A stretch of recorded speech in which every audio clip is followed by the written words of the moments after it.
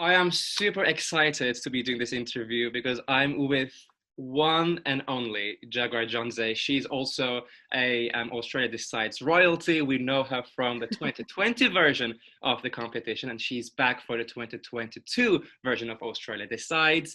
And Australia is going to decide very soon. It's February. It's quite intense. Every single day, a new thing is happening on the Eurovision agenda. But Jaguar, thank you so much for being with me here today. I really appreciate it. No, thank you. And I just have to admit as well, I didn't know we were going to have this interview until like today, Yeah. because life has been busy. But I actually watched your reaction video like a few days ago. So you know me.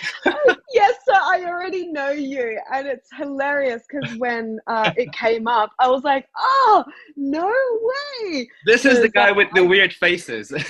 no, it's great. It's great. I couldn't sleep. It was 3 a.m. and I was like, you know what? What's happening like in the latest of Eurovision world? And it came up in my thing and I just started watching it and I was like, this is great. So Oh, I'm fangirling you today and I'm interviewing you today. No. oh, it literally just made my day because it's morning in London and starting the day off with you saying that literally made my day. I mean, I just want to ask you like the most general generic question because like I said, it's really going intense at the moment with everything. Like national selections are coming to an end, worldwide. Every single day we get a new update with regards to who's representing which country. How are you feeling in this intensity? um, Overwhelmed, Yeah, definitely, but I'm super excited as well. Things are starting to feel real. yeah, I knew that I was going to be a part of this for months now. yeah, The last time was different because I kind of filled in for an artist that dropped out yeah, last minute. yeah, So it was just this kind of like hurricane in the yeah, last month of yeah. putting everything together. This time is like I knew for months and I was just like, yeah, it's next year. Like it's fine, it's next year. And now it's like, oh, it's next week. Like it's crazy. All right, it just passed very quickly. That's what I really wanted to ask you because I really want to know the main difference or differences between the 2020 version of Jaguar and the 2022 version of Jaguar. Like, what has changed in you as an artist? A lot has changed in me as an artist. Like it's not commonly known internationally, but like domestically, I've been on the front lines of the Me Too movement for the Australian music industry in the last 2 years. And I don't need to go on about it, but I just want to say that advocating in that for the last 2 years has meant that I've also grown as an artist where I am way less afraid to speak up and to use my voice and to speak my truth. So there is a huge difference with 2020 Jaguar and 2022 Jaguar. 2020 Jaguar was still so afraid and so internal and, processing a lot of pain. 2022 Jaguar is out for blood. Oh my God! Oh my God! And it's a bloodbath at the moment with everything happening in Eurovision right now, with national selections, with the actual contestants. So I think you're ready, right? I'm ready. I'm You're ready. ready to slay the game, definitely. And I listened to your new song, Little Fires. And to be honest, I've also been a big fan of Rabbit Hole too. But I just have to say, they're really different, both songs, completely different. And, I am a sucker for vulnerability in music. I just love when artists come up with their hearts completely open and then just be vulnerable. Um, that's what at least made me feel like when I listened to the song. But can you talk to us a little bit more about the background of Little Fires? What made you write such a song? Totally. It comes back to what I was alluding to Mhm. before. Um, I sacrificed my career and myself and had to live my trauma every single day in the public, in the media. I had to give every bit of myself away so that I could try and make a little difference in our industry and bring actionable change to the sexual harm and systemic discrimination that goes on, you know, so much behind the scenes still. It was a lot, and the last 2 years meant that I was prioritizing my advocacy and putting my artistry second, which is so ironic because the very reason why I entered the music industry is to be an artist, and I couldn't do that safely. Little Fires for me is a moment where I get to claim that back for myself and be empowered and use my voice and um, give myself like love and acknowledgement for what I've been through and to remind myself um, to fight every single day and that I'm not alone. There are people around me going through the same thing, and that there is power when we come together and share our vulnerability, because vulnerability for so long is seen as a weakness, but really sharing your vulnerability takes incredible strength. Absolutely. Um, and so that's what Little Fires was for me. I wanted to write the most honest and vulnerable and intimate song that I've ever written. So I'm so glad you saw that, Oz. It's actually a huge It's compliment. it's inevitable. I mean, when I listened to the song, I connected to it on a very personal level, and I think anyone would feel the same. Like it just talks a lot. It just like hits right through the heart. And Thank I you. think to me, it's a song that talks about like battles. You know, a battle with yourself, with your surroundings. It Mm, can be taken on a professional perspective or a personal perspective. Like it just resonates on so many different levels. And you know, thank you for that. It just is really no, really special. It's a really what you special said song. means a lot. Thank you. Thank you Thank so you. well, obviously we talked a lot about the song, but if you could choose one keyword to define the whole song and your experience, what would you choose? Mm, wow. Mm, that is so hard. Honestly, like even with the conversation we were just having, I would say vulnerability. Yeah, But I would say the same. maybe because we went through all that, I'll give you another, which is connection. Yeah, Because we've been through such a hard time the last 2 years.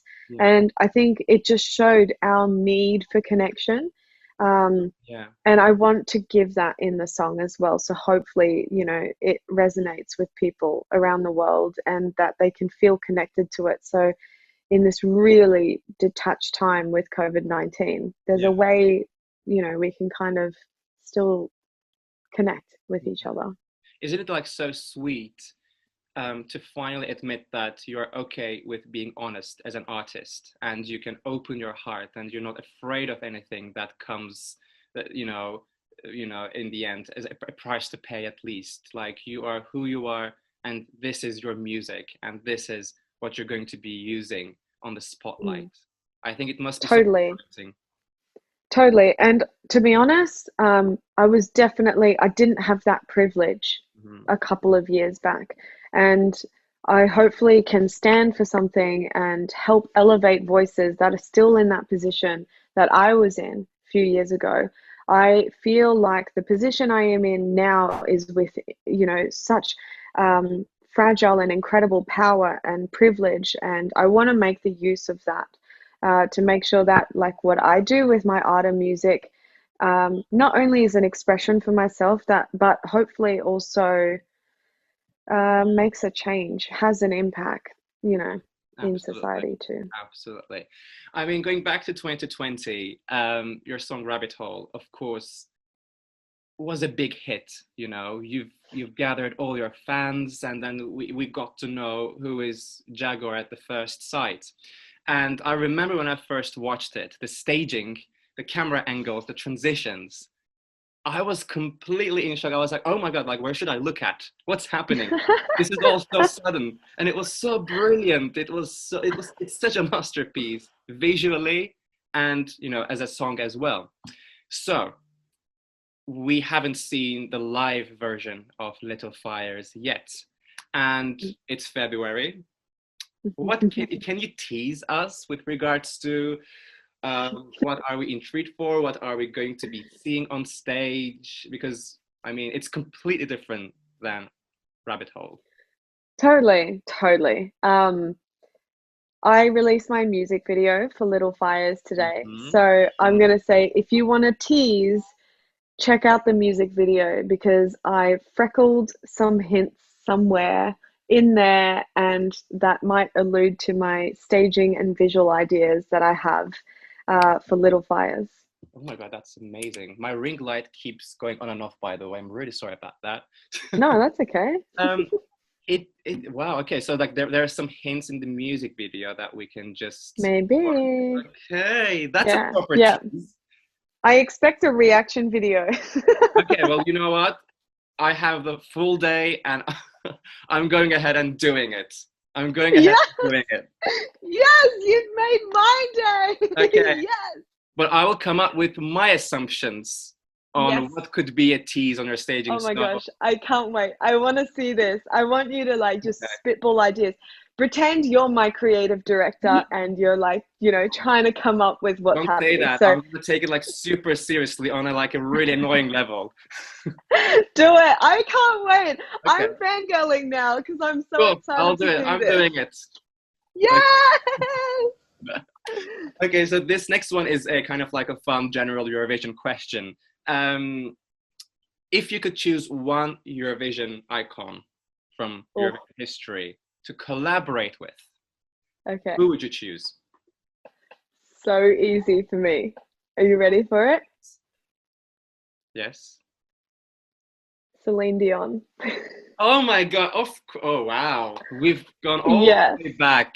Yes, way back, Way like back. way back. Yeah, It's usually yeah. artists choose like the acts from the past Someone. 5, 10 years, but yeah, Celine No, Dion. I've gone deep, Oz, real deep.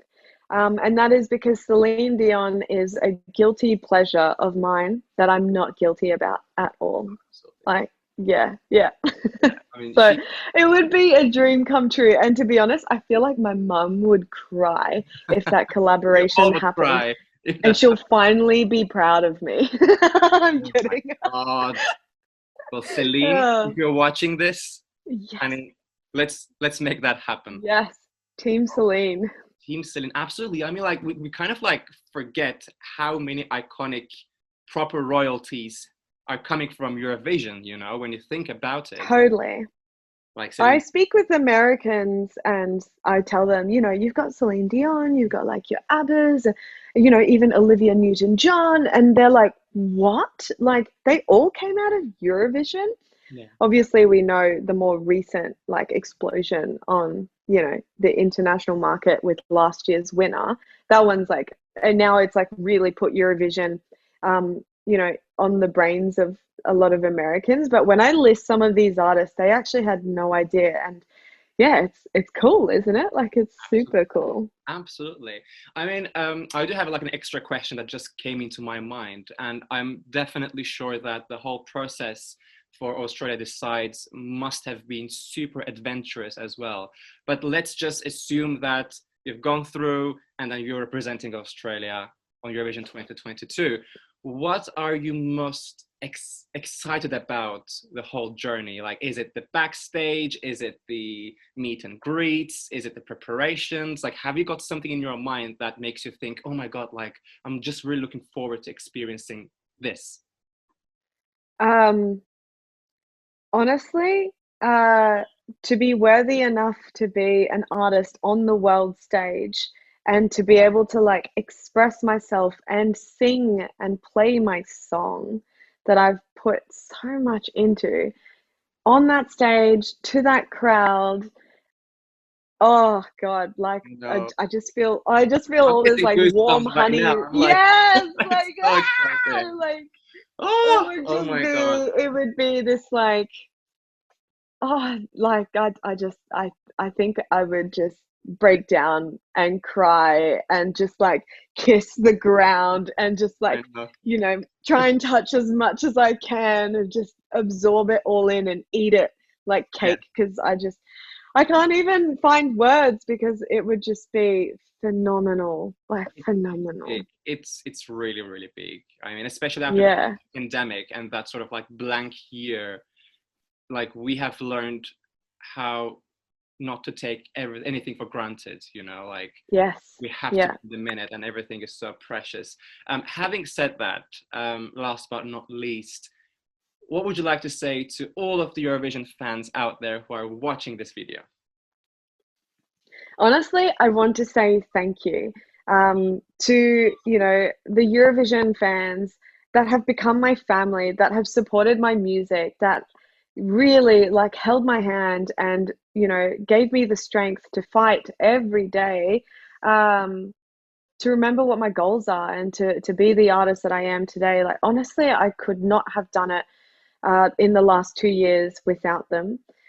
But also, like, thank you to all the new Eurovision fans that's coming on board. Music is nothing without community. And just having a small slice of that Eurovision, fan and family, like coming behind my music is going back again, so precious. And I cannot take that for granted. So I just want to say thank you. It means the world to me. And I can't wait to connect with more of you and meet people, hopefully in real life. Super exciting. Jaguar, Yeah. thank you so much for this interview. It's been an absolute pleasure and so much fun to talk with you. And let's literally watch this music video of yours now. And I'm just really, really looking forward to like pinpointing uh, Yes. the little left references. But like, thank you so much. And I'm wishing you all the luck and all the positivity in the world with your Australia decides. Thank you. Happy Eurovision season, Oz. Happy And I Eurovision can't, season.